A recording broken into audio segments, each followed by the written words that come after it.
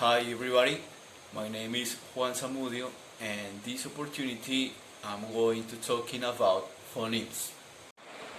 This is the phoneme E. This phoneme has a long sound like E.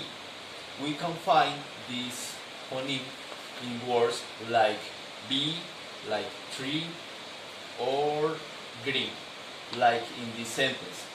There is a bee in the green tree.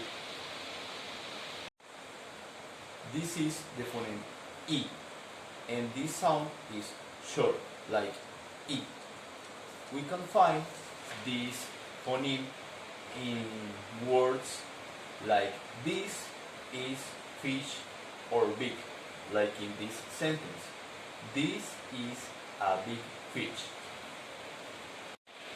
This phoneme is U. This sound is short and fast, like U, U. And we can find this phoneme in this sentence, in the word good. You have a good pronunciation. This is the phoneme U.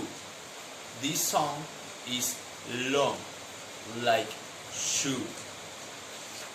In this sentence, we can see the word shoe and the phoneme U.